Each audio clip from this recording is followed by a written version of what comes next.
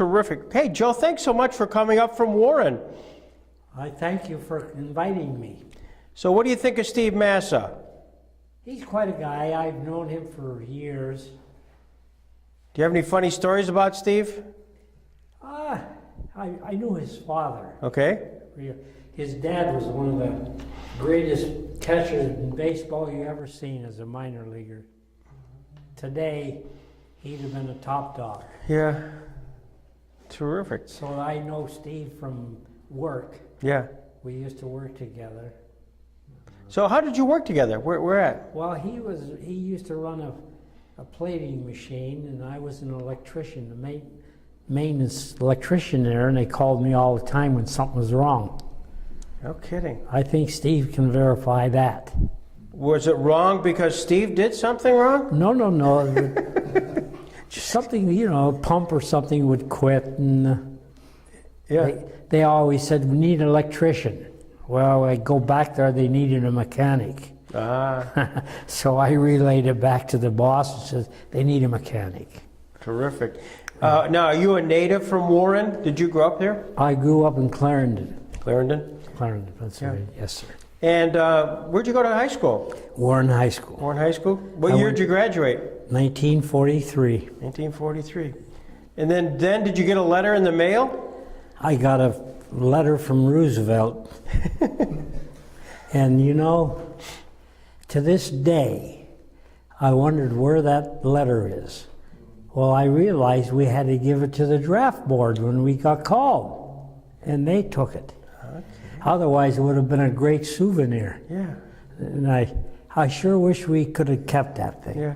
Did you ever hear of anybody else? No, that's news. Having them? Yeah, that's what happened. I found out that we had to give it to them to let them know that we were drafted. So here you are. By the way, what did your dad do for a living? My dad was a plumber for an oil refinery in Clarendon. And then that refinery closed down during the war, and my dad went to the National Forge in Irvine and worked in the steel where chips and stuff like that. I don't know. I really don't know what he did there. But of course, he was a immigrant from Italy, and he was supposed to go to Argentina, but he got on the wrong boat. He was only 14 years old, and he ended up in Boston, Massachusetts. Is that right? And he was looking for a person that they knew in Italy. Yeah. And he found out he was in Clarendon. Oh my gosh. So he went, he got there somehow. Back then our parents wouldn't talk about stuff like that. They didn't want to even talk to you about it. So it's a shame that we didn't know the real story on what they did when they come over. The language barrier wasn't there, they couldn't talk English, so it was tough to grow up like that. No, I bet. So you're drafted. What's your next step? Where do you go for boot camp? Great Lakes. Great Lakes? Yep. And then I went to electrical school there because I had a good aptitude test for electrical. I knew what a plug was and a switch. That's about it. And then they said I was good to be an electrician. I looked at him, I said, whoa. But I'll tell you, we learn fast. So the ship that I went on was a 480 volt, 3-phase ship. 480 volts. Okay. And imagine you going to work on that and you're just a kid and you had a trainee, you didn't know nothing anyway. Right. Well, that's normal, but we learned quick. So after Great Lakes, then where did you go? I went to the Little Creek, Virginia Amphibious Training Base. Mm-hmm. And we had to keep calisthenics, to make sure you were still physically fit. And I remember Jake LaMotta standing on this platform, leading us in exercises. The Raging Bull. The Raging Bull. Jake LaMotta. I never forgot him, and I understand he just passed away not too long ago. Right. So, That's where I went, and they taught us LSM landing, how we'd land, which would be near Virginia Beach today. And we'd get on these training ships and go in and out for landings. For the camera, Joe, can you explain what an LSM is? I will do that, because most people don't know what an LSM is right to this day. And it's called a landing ship medium. And I presume you know what an LST was. Mm-hmm. They're much bigger ship, about 300 and some feet long, and they were slow. Their speed was slow. They had to have like elevators to bring the tanks and stuff down to bring them to go ashore. So somebody in the Bureau of Ships in Washington, D.C., in one of their meetings says, we need a medium-sized landing ship. And that's where the medium word stuck. Ah. So because we could go 13 knots at high speed loaded, and we could load and unload in minutes, whereas the LST would take hours. So they were built especially for the island hopping in the Philippines, in the Pacific Theater. Right. And the first landings that an LSM made was in Leyte. They did not make any landings. They were made before the Guadalcanal and all that, those battles. But Leyte was the first battle and LSM was in.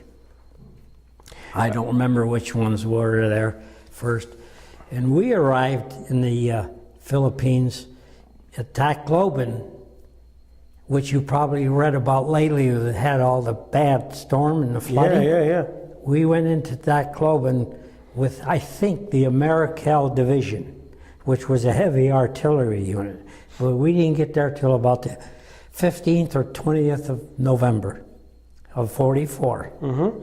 But we were in, well, can I go backtrack? Please. From Little Creek, Virginia, in our amphibious training, we were assigned as a crew with 49 enlisted men and 5 officers.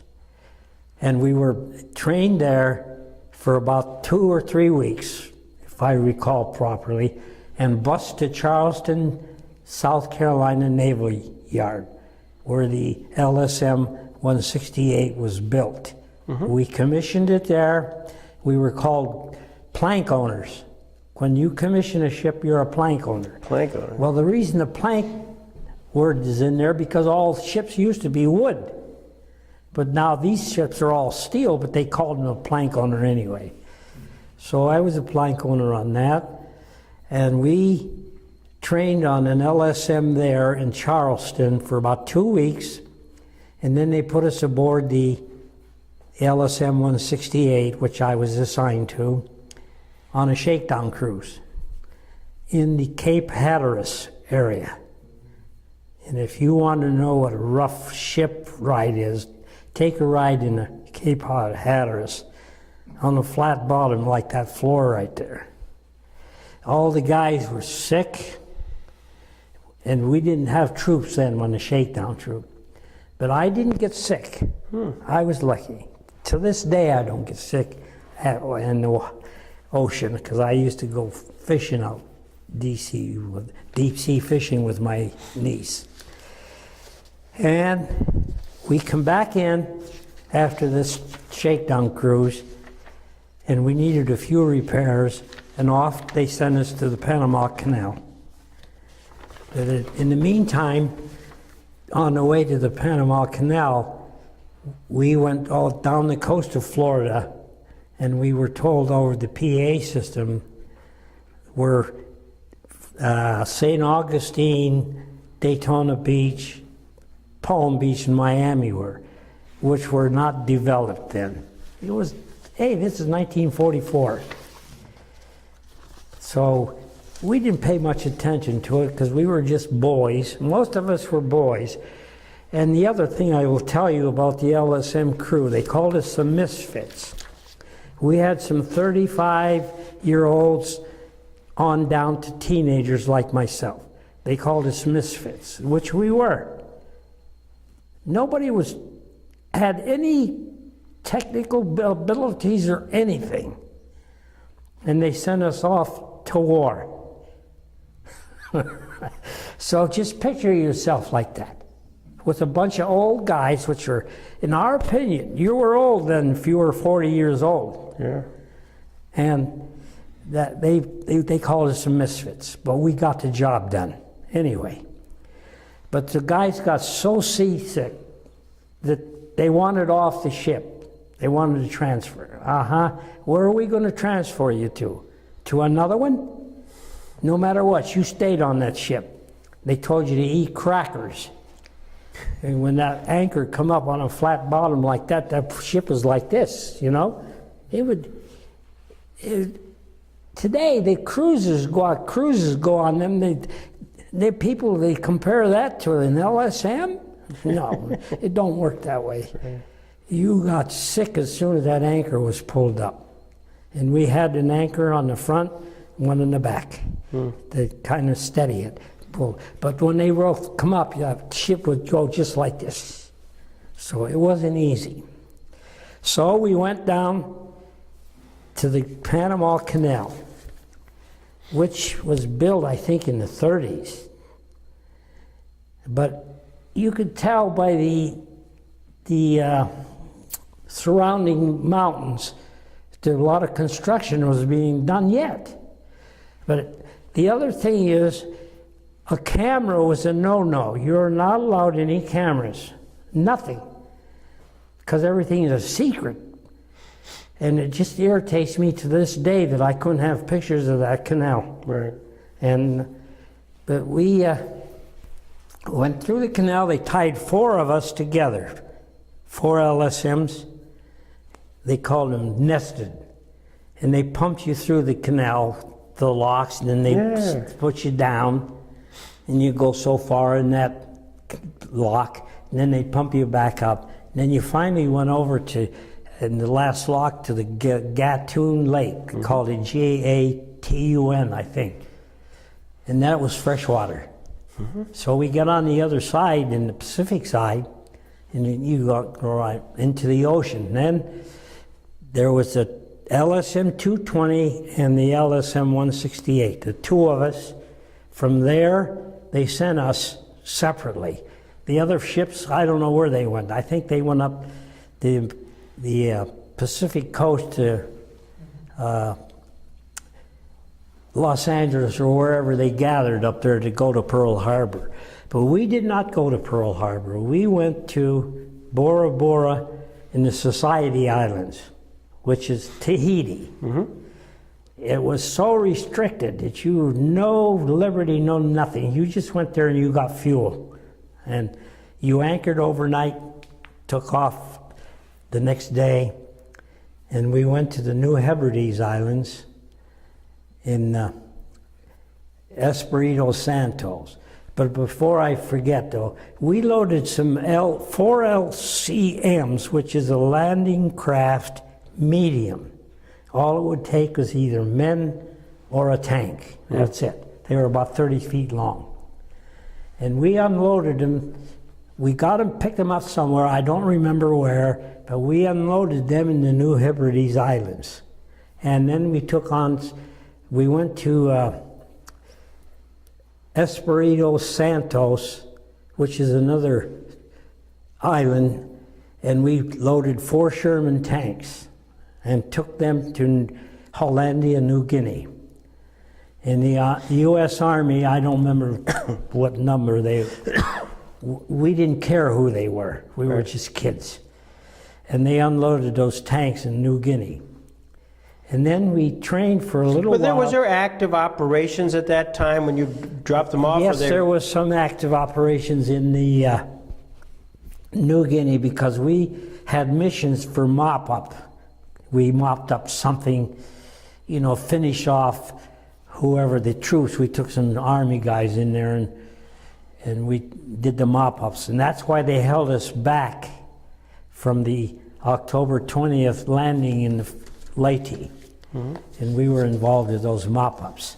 So then, from then on, we went to Tacloban in Leyte on about the November 15th or something like that, in the last couple of weeks of November of 1944. Right.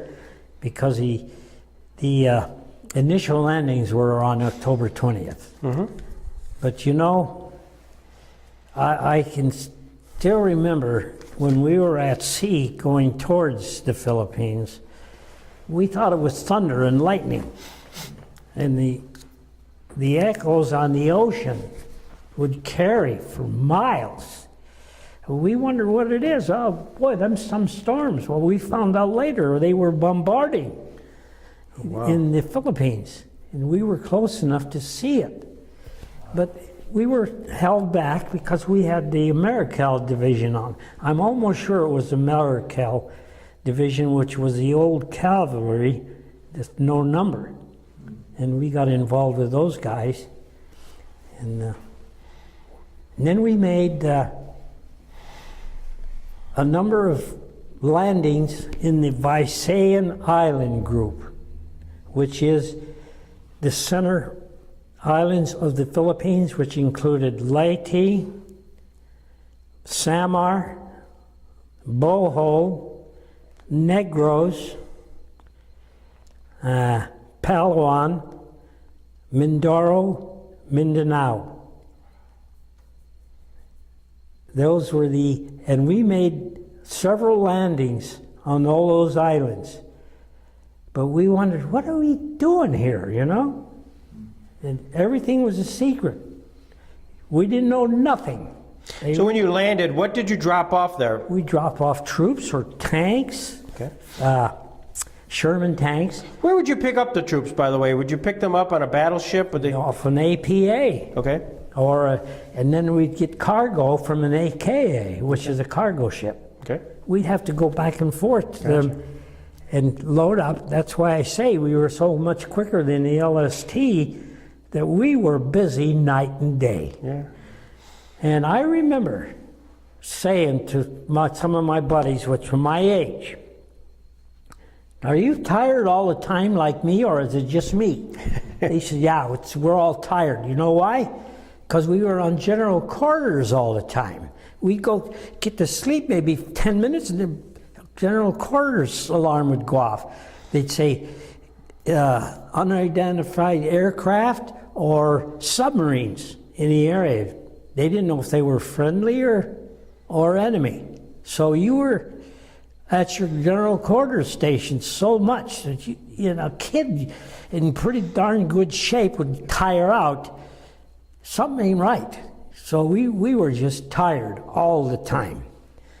And then it was so hot in the Philippine Islands, hot and humid. And lucky I was at sea on the water, because the mosquitoes and that didn't bother you out there in that salt water. But it was a little more comfortable than them poor guys we brought into the shorelines. But this went on for months. And like I say, that Visayan Island group, there was a lot of islands there, and we made a lot of mop-up landings. Or we would take the troops in on one side of the island, go around the other side, and pick them up maybe a week later. Wow. So then that's where the island hopping words came in, because that's what we did. But now, being an LSM, we could do that because we were quicker as far as speed, unloading and unloading. And did you guys get a sense of how the war was going? I mean, as you're going from island to island to island, did you get a sense talking to the troops? Everybody didn't know nothing. That's what was going on in that World War II. The secrets, everything is so secretive. Nobody should be talking, because that's where the saying, loose lips sink ships. Yeah. So you kept quiet. Well, how are you going to say anything if you don't know nothing? But that's the way it went. And this went on for a long time now. I spent almost a year and a half in the Philippines. And this island hopping would be some duty. And then we got, after the duty in the Philippine Islands and this Visayan Island groups, we got orders to go to Bruni Bay in Borneo, which was an oil installation that the Japs had. But we had a R&R for about 2 weeks or something like that. And then we went to Morotai, which is one of the Dutch East Indies islands, and picked up the Australian troops that fought in North Africa. If you wanted to see some tough boys, they were tough. We were kids. One of them even asked me, does your mother know where you're at? But these guys were older men.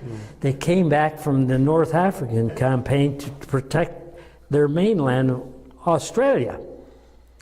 And we took them guys in there in Bruni Bay, and boy, you never seen such fireworks and fire flames. They blew up the oil tanks and everything. You could see those flames for miles. And I'll tell you, the explosions that went on there, burning and everything, was like the 4th of July back here. So, you know, being a young guy, I was 20 at that time. See, now remember, I went in as 18. Now I'm 20 years old when we went to Borneo. So then we had our ship was a flotilla command ship, which I believe is 20 LSMs in a group. But we had a lieutenant commander and his staff aboard. And that was Roger Whalen, right? No, his name was Lieutenant Commander Baker. Okay. Roger Whalen was the captain of the ship. Okay. And this commander and him didn't get along at all, because this commander was an old-time Navy guy, you know. And he volunteered us with the LSM and a destroyer escort to go up this river in the Borneo, and it was very mine infested. The Japs had a stronghold back in there, and we had to go in there in the daylight, and they fathomed it, you know, by dropping something to tell them how deep it was for the destroyer escort. And we got in there. We made it okay. Never hit a mine or nothing, so we were fine. Went in there and blew the hell out of that stronghold the Japs had, and we left that day, same day, in the daylight. I think it was like this time of the year with some long daylight hours. Right. And we got out of there fine, but our commander, he got the Bronze Star for that mission. We got nothing, which is normal. But yeah. All we got was our regular commendation for that, battle star for that. And then we understood that MacArthur was on one of the cruisers in that battle. So, but we didn't know it then. We found out later on. And then we got our orders from that mission to go back to Luzon and get ready for the invasion of Japan. And we got back there, and you never saw so many ships, just as far as the eye could see. Now, this happened in this one area, but they say it was happening in other areas too, in the whole area, in the Philippines and even Guadalcanal area, that we're all going to hit the Kyushu the first day. Well, we pulled up alongside of some of the other amphibious ships like myself and the LSTs, and you'd be surprised the number of guys that were my high school classmates that we tied up against there. Hey, what you doing over there? Wow. And then we got to visiting, and we all just, you know, talked about what we did in the war, but we were all alike. We were all in a war. You know, you didn't say, we did this and you did that. No, no, no. It was just a great big meeting of World War II guys that just went to war. Yeah. And we were all the same. And we still preparing, ready. We knew we were going to Japan. Then they dropped the next one on the 9th of August. That was it. We were happy. But everybody thinks back here in the United States it was over for us. It was not over for us because we had to stay there for the occupation troops. They had to be taken care of. And then we were assigned by Truman to go and see all the damages to all the Philippine islands, how much money they'd need to rebuild. And we were stuck with that setup. So I didn't have to go to Japan, and I was glad I didn't have to go, because the atomic bomb, later on, they found out that a lot of guys died from cancer from the radiation. Mm-hmm. So I personally think we were lucky that the wind must have been in the right direction at that time, that it didn't get us. Mm-hmm. So I feel fortunate that because few of my neighbors were in the occupation troops that went to Japan, they all died from cancer. Mm. So their families feel it. That's what happened. The radiation got them. Right. So, but we had quite a wartime experience then. We got orders to go home, to go to San Diego. First, we left Manila and we went by Wake Island. We didn't stop. And Guam, and then stopped at Pearl Harbor for 3 days. And we saw some of the devastation that happened on December 7th of 41. But Hawaii, back then they only had one highway going into Honolulu. I can remember that vividly. It wasn't developed like you see on Hawaii 5-0 today, or whatever. And I never wanted to go back because I said, I'll remember what I saw. And I never cared to go back to see what we did. I says, I left this country once and I'll never leave it again. I will go to Canada because I love to go fishing. And as far as I'm concerned, we should have taken Canada away from them a long time ago. You know, but that was my experiences, and I'm very fortunate. I didn't get hit, wounded, or anything. A lot of close calls. But I will tell you one thing had happened, and I think it was in Negros, the island of Negros in the Philippines. My battle station in that invasion was on the telephones on the stern anchor, which the stern anchor was dropped with a cable, and it would dig into the sand or whatever out there and pull you off. Well, we went in there, and it was a gasoline engine driven anchor, you know. Excuse me. And the engine flooded. Couldn't get it started. You know, boy. Get the Captain Wheeler, Roger Wheeler, kept yelling over the telephone to me to get that anchor in. You know, you treat your officers, yes sir, yes sir. I was real good for a while. Now, remember, we're under fire. Excited, all scared to death, and he kept yelling at me over the phone. I said, sir, we're trying to get it started. Get that anchor in. I said, do you know what it is flooding means? He says, get that anchor. He didn't want me to explain nothing to him. Finally, I said, shut up. I'll tell you, Steve can tell you, at one time I was pretty arrogant when I want to be. So he told me over the phone, I'm under court-martial, over the PA system.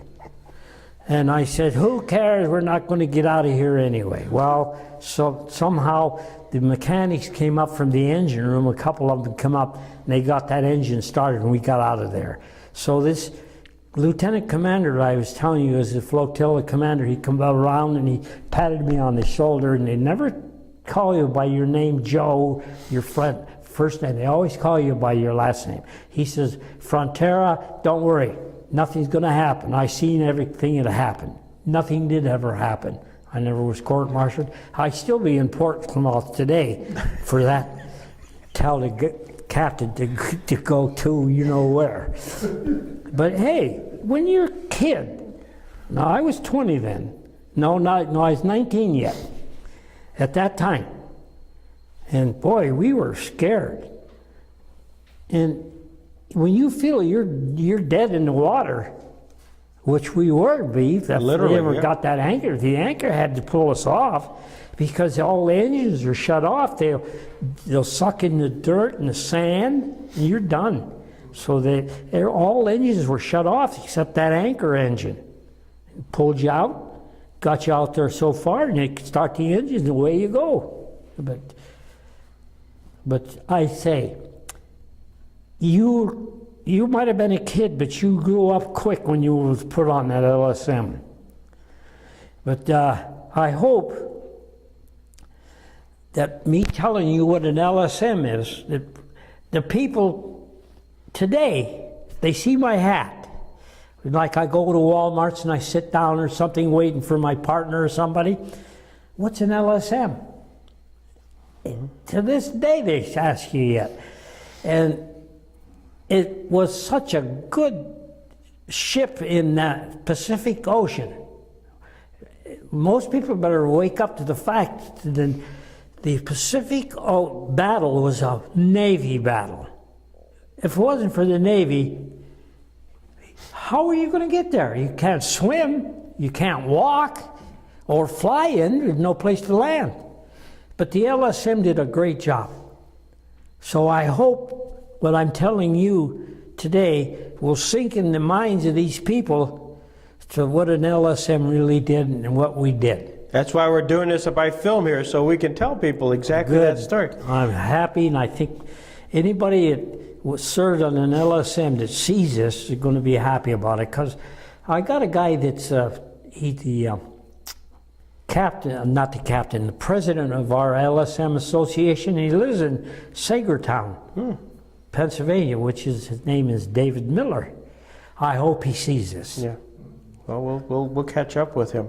You had a couple. You said you had other close calls. What were some of the other close calls you might have had? Well, there was one time we pulled, and this was in Cebu, the Battle of Cebu. I call them battles. They're called them invasions. But we were up to the dock, and a lot of the Filipino people were the kids, mostly the younger people, and they're teenagers or whatever, and they were hungry, and they wanted food. And all of a sudden, the sun was out bright. All of a sudden, the water looked like it was raining, and then all of a big line of like bullets were hitting the shoreline, in the dirt. Boy, oh boy, that was scary. And here we are standing there on the ramp, a lot of us, just seeing what's going on. The boom, the Japs were firing a gun up from up in the mountains. My God. And they exploded, and the shrapnel was flying all over the place. And that was a scary one. That was one of the worst one I was in as far as intense battle. But we got out of there quick. That's what I say, we were on general quarters, just like that. Boy, you went right to your station right away, and we got out of there. But that was one of them. And then over in the battle, now, we were not in the Battle of Samar, but we went into Samar and we brought some troops in there. I don't remember, they were all Army guys, by the way. And we went in there, and these guys went in there with flamethrowers, if I remember right. But those were some of our intense ones, because you would go in an initial landing, they'd let you come in. But if you had to come back, like we did with supplies, gasoline, food, whatever they needed, you had to keep going back and forth. This is when they were sitting in the trees. And that's what was scary. Somebody's going to pick you off and you didn't even know it. You didn't know where it came from. But we got to the point where you took it for granted this was going to happen. So that's what I said. When that war, the bombs were dropped, we were tickled to death. That was enough. Yeah, you had some brothers in the war too, didn't you? Okay, I'm glad you asked. I almost forgot. How'd you know that? Steve. Okay. My man. All right. I had a brother, Pete, older than me. He was in the 8th Air Force with Senator McGovern. He was the one that became a senator. Right. He was with him. I had a brother, Dominic. He was just older than me. I had 2 brothers older than me. He was a paratrooper with the 507th. If you've seen the TV the other day, the 507th was parachutists, and he got banged up good and he survived in the Battle of the Bulge. And then I had a brother, Frank, who was on a subtender. He was younger than me, in Australia, and myself, all in World War II. Then we had a younger brother who was younger for World War II. We all came home. They got him for the Korean War, and he was a military policeman on the East-West Berlin Gate. Okay. So my family was quite a military family. I would say so. So only one of us got hurt, just my brother Dominic, the paratrooper. Yeah. What's the legacy when you have some of your family members sit down and say, Joe, you were part of World War II. What's the lesson we should learn from that whole World War II experience? Let me tell you something first. I had a son. I still have him. I had a son and 2 daughters. My son is 61 years old now. Mm-hmm. When he was 16, I said to him, when I was your age, I was being trained to go to war. And he said, I don't want to hear about it. This is the answers we got from that, what do you call the guys with the long hair first? The hippies, a hippie generation. Yeah. Thank God. That's when Gary had long hair. Okay. Yeah. Okay. All right. But they didn't want to hear about nothing. So I shut up. I didn't say nothing. I said, you don't want to know nothing? The heck with you. So as time went on, my son became a corporate jet pilot, and then he was a pilot with the U.S. Air until the terrorist struck, and then he went back to corporate, which he is today. And he called me up one time and asked me what I was doing. I said, nothing, just nothing. He said, you want to go to Washington for a ride? I said, yeah, I'm not doing anything. He took me to the World War II Memorial. How we doing? Beautiful. So we walked all around the memorial, and we sat on a bench, my son one side, the other pilot on the other side of me. I had a hat, like this hat here on, and this young lady walked up to me and she says, were you in World War II? And I said, yes, ma'am, I was. I was right in the middle of that thing. And she looked at my hat and she says, World War II, I see that. I says, yes. Right then and there, my son woke up. He realized what his dad did. Yeah. He got tears, and the other pilot got tears. Yeah. I did too. It gets emotional. He realized right then and there he made a mistake when he said, I don't want to hear about it. Mm-hmm. Today, he can't buy me enough Christmas gifts for World War II. So it was quite an experience, and my kids woke up and then, because they says, "Well, you never told us that, Dad." I said, "You didn't ask me." You know, so we were known as a silent generation. We came home, we didn't ask for nothing, and that's the way life was. We raised our families, and here I am, and I'm still alive. I love your enthusiasm. I love your story. I do have to ask the question because you had some R&R. You were talking about. Okay. To give me a story. You couldn't have been just you guys relaxing and sitting in the sun. There must have been a story or two while you were doing R&R. Well, yes. Okay. The R&R was the one just before going to Borneo. Yeah. And we stopped at this island. I don't know. I don't think it even had a name.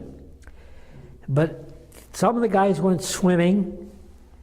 And we had a football game between the officers and us enlisted men. Mm-hmm. Well, you know how we'd like to hit the officers once in a while? We got our chance. Ah. But, of course, you know, we were all pretty strong and healthy then. Oh, quarterback. Oh, okay. I know what he wants to know. Okay. So we had a football game, swimming, and now we were mixed up with other LSM crews, you know. We didn't know each other. So we had different games that we'd play, and when you couldn't play baseball because the tide come in, and we played football in the water. When we started the game, it was dry land. But the tide come in and would bury that island, you know what I mean? But we had quite a time on that R&R, but it was only about 2 or 3 days. Oh, there. And then we went off to Bruni Bay. So.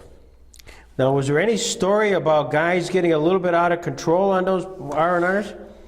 No. No, I don't remember that. But I will tell you that the guys did get out of control on Enowatok Island, which was called a beer island. So we would go to the beer. I couldn't drink nothing. They had 3-2 beer, and it was warm. Jesus, I tasted it, and I like to die. I said, "Here, you can have the beer. I don't want it."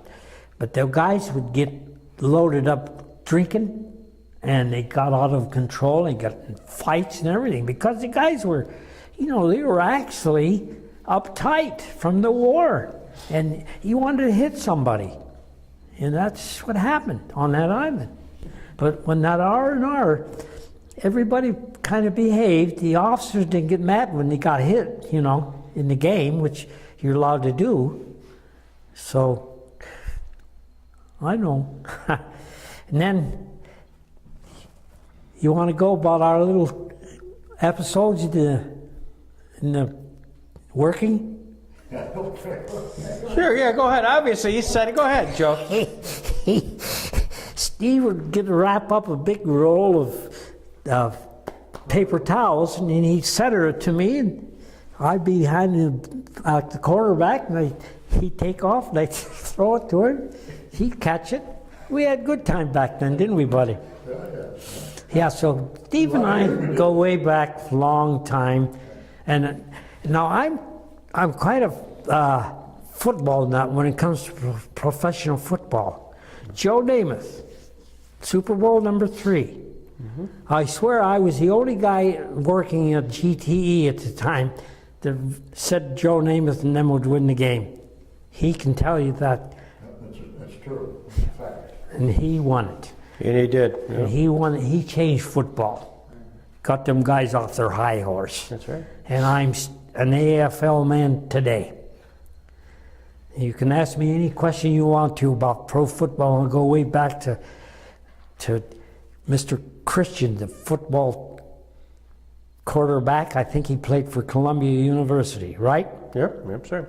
Well, you had enjoyed yesterday. This is totally unrelated to anything, but I was in Dunkirk, and I had a chance to interview Paul McGuire and Booker Edgerson, both of the early '60s Buffalo Bills. Yep. And also Al B. Miller and Ed Rutkowski.